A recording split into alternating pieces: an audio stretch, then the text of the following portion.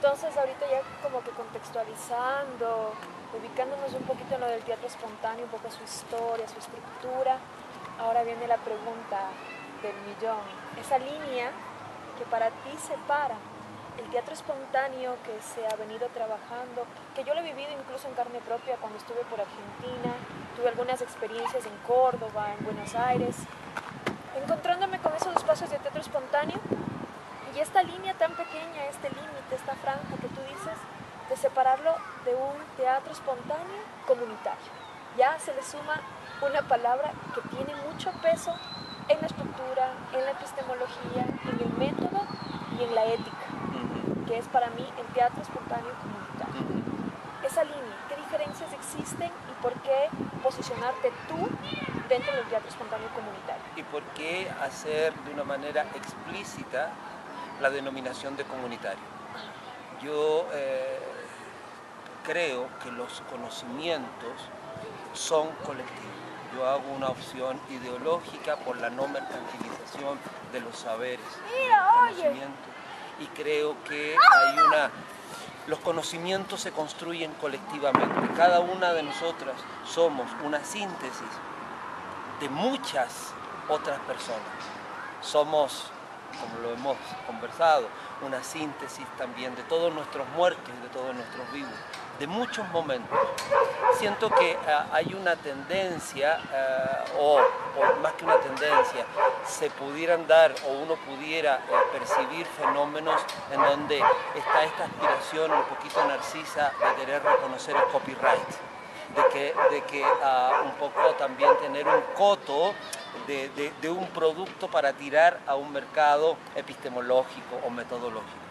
Yo sigo creyendo que no hay nada nuevo bajo el sol y que hay un conocimiento que se construye y se ha ido construyendo de generación en generación.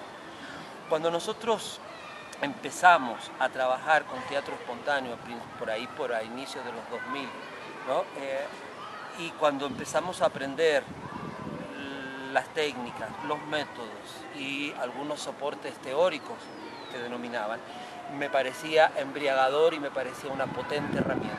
Pero en el trabajo, en el accionar concreto, que en ese momento yo estaba en sectores periféricos, con grupos comunitarios muy marginales, entonces con estos grupos que se iban configurando como los excluidos de los excluidos, y empezamos a trabajar con el método de teatro espontáneo, nos va quedando la misma dinámica y el mismo fluir de ese trabajo, de ese proceso grupal, nos va demandando primero un cuestionamiento a los roles, a estas estructuras, ¿no? que van tomando cuerpo, pero también el reflexionar desde otros afluentes.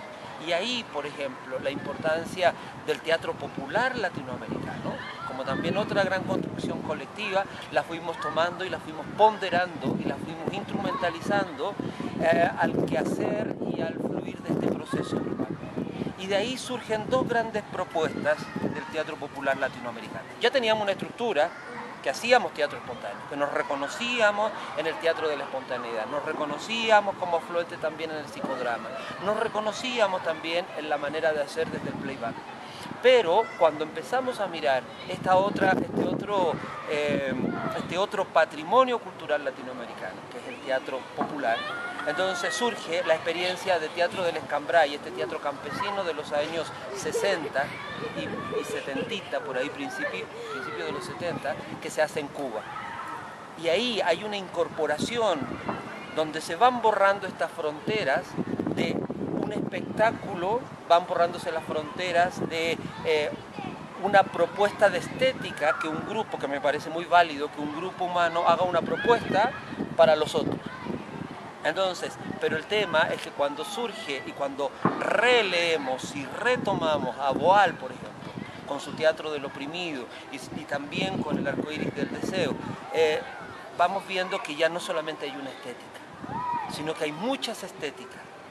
Y que si es una construcción colectiva de verdad, si vamos a ser coherentes y vamos a tratar de ser también leales en la idea de vivir y respirar con Moreno, tenemos que asumir la creación colectiva como ese estar poroso en donde voy entregando y recibiendo. Entonces ya no solamente en mi propuesta, lo cual es muy válido, sino que cómo, en términos técnicos, metodológicos, tú puedes generar este espacio poroso para una búsqueda colectiva de las estéticas. Porque hay una estética determinada que podría corresponder a una clase media latinoamericana que tiene una lectura determinada, que tiene una cultura X, que tiene un estilo de vida, que tiene un hábitat en donde mora, en fin. Pero que es diferente a lo que pudiera estar expresando un indio tzotzil en el Alto Chiapas, o que lo que pudiera estar planteando un quichua amazónico en el Puyo, o lo que pudiera estar planteando una aymara en Bolivia, o lo que pudiera estar planteando cualquier persona que vive en las periferias de nuestras ciudades latinoamericanas. Entonces, ¿cómo sí, el minimalismo japonés, o la expresión dramática del buto japonés del 45, o algunas formas estéticas del Living Theater de Nueva York de los 70 o de los 80, me podrían parecer interesantes y me nutre también. Pero cómo también ahí hay un punto de problematización, ¿no? de mirada crítica, cómo también desde la responsabilidad de tener una propuesta, no caer en la imposición de una estética. No existe la estética, existen las estéticas. Y es una reflexión, por ejemplo, que todo el movimiento del teatro del oprimido, desde Boal hasta el día de hoy, están haciendo una reivindicación. No existe la estética, existen las estéticas. Y cómo el tema, entonces, ya es un tema mayor que tiene que ver con las diversidades, tiene que ver cómo recogemos todas estas expresiones de todos estos mundos que habitamos, porque reproducir solamente una estética o aspirar a una sola estética es de un modo u otro no solamente una imposición, sino que también es una reducción a una riqueza, ¿no? A una multiplicidad cultural que, por ejemplo, en todos lados, pero en América Latina, tiene una contundencia categórica. Entonces, cuando fuimos viviendo este proceso con La Oveja Negra en las periferias de Santiago de Chile, fuimos diciendo, sí, el teatro espontáneo nos sirve, pero la misma dinámica nos fue pidiendo que teníamos que romper roles. El rol es de la actuación, el rol es de la audiencia y el rol, digamos, de la dirección. Boal avanzaba mucho cuando enunciaba el concepto del espectador. No le alcanzo a escuchar a Boal, ¿no? O sea, cuando habla del espectador, habla esta mezcla entre que el actor puede ser audiencia y la audiencia puede ser actriz también. Sino que no le alcanzo a escuchar a Boal algo más transgresor que sería el dir espectador. ¿Cómo socializamos los roles?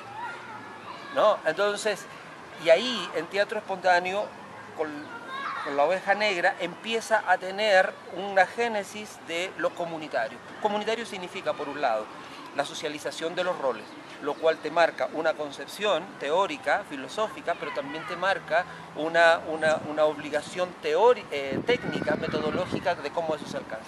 Pero también tiene que ver con el instrumento y la finalidad. La metodología siempre será un medio para llegar a.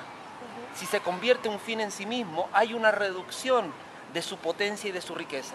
Y yo siento que a veces no tenemos la suficiente claridad para verlo como un medio. Hay un punto. Una tercera aproximación a esta diferencia y que surge como génesis tiene que ver con los espacios de realización. Tiene que ver porque, por ejemplo, por lo general, no es único, pero veo una cierta tendencia a hacerlo en espacios cerrados, porque técnicamente también, si tú lo haces en un espacio grande y alguien va a contar su historia, el estímulo de la calle o de la plaza o del espacio abierto opaca la voz de la narración. Habría que buscar técnicamente cómo eso se puede solventar, pero no lo he visto hasta el momento. Y lo que ha llevado a hacer en un espacio más bien cerrado, en donde están los roles demarcados. Y fuimos viendo que los espacios también nos marcaban, ¿no? Y entonces, hicimos una opción de trabajar primero en los espacios públicos, ¿no? En las poblaciones marginales, en los espacios campesinos, rurales, ¿no? Ya no solamente hacerlo en un sector de la ciudad determinado que generalmente corresponde al centro o a una zona alta económica, digamos, de la ciudad, sino que hacerlo en otro espacio. Ahí empieza a haber otra diferencia, pero también empieza a haber una diferencia en el cómo se vuelve estructuralmente, o sea, en términos de la visión metodológica, estructuralmente en algo lo suficientemente poroso y flexible que pueda recoger esas múltiples cosas. Y ahí hay una conceptualización de lo comunitario que me parece importante. Yo creo que por ahí se van dibujando elementos diferenciadores esenciales.